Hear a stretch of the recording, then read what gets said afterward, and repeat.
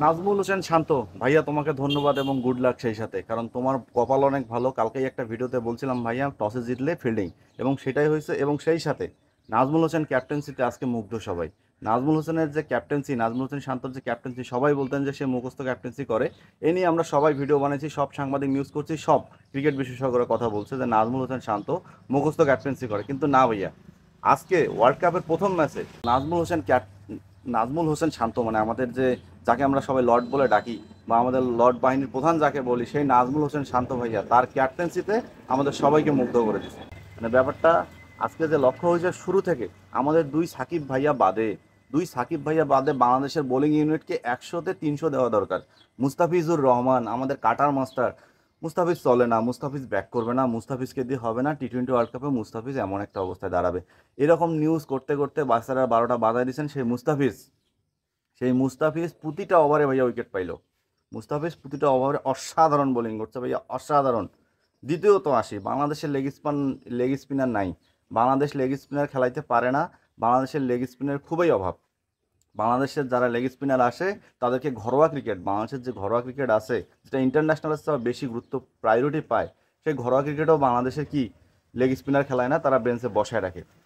অবশেষে সেই leg spinner খরাটা কাটিয়ে রিশাদ হোসেন, আমাদের রিশাদ ভাইয়া, ছোট বাচ্চাটা ভাইয়া, সে হাতে পায়ে লম্বা হয়েছে ঠিক আছে, কিন্তু ভাইয়া তার বয়সের দিক থেকে সে একদম ছোট। সেই রিশাদ ভাইয়া আমাদের একদম আজকে বাজিমাত করে দিল। যখন শ্রীলঙ্কার মেইন কাউন্টার অ্যাটাকটাতে যাবে, তখনই প্রথম বলে আসিয়ে একদম 2 বলে পরপর 2টা উইকেট নিয়ে রিশাদ হোসেন কিন্তু একদম আমাদের মেরে দিল।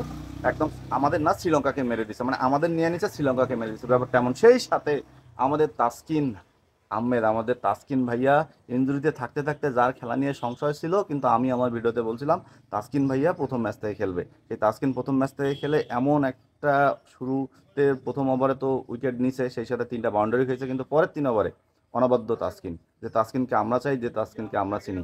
সেই সাথে বাংলাদেশের প্রতিটা বোলিং ইউনিট এবং প্রতিটা বোলিং এত সুন্দর বল করছে, যেটা বলার মতো না। বাংলাদেশের বোলিং ইউনিটকে যে তারা এত সুন্দরভাবে শুরু করে শেষ করলো, যদিও যার উপর বেশি এক্সপেকটেশনটা ছিল আমাদের সাকিব ভাইয়া, আমাদের অলরাউন্ডার, আমাদের পোস্টার বয়, আমাদের জানের জান প্রাণের পান, সেই সাকিব ভাইয়া কিন্তু আমাদের একদম মারে দিয়ে দিছে। 3 ওভারে 36, ইকোনমি 12।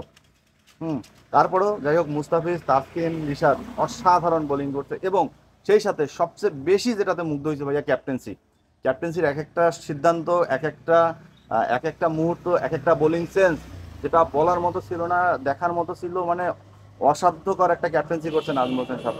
এজন্য নাজমুল হোসেন শান্তকে স্পেশালভাবে ধন্যবাদ। দেখা যাক এই ক্যাপ্টেন্সি শান্ত ধরে রাখতে পারে কিনা, এবং সবার সবার জবাব শান্ত দিতে পারে কিনা। রানাউটে যারা দেখছেন চ্যানেলটি সাবস্ক্রাইব করবেন, পেজে যারা দেখছেন অবশ্যই ফলো দিতে ভুলবেন না।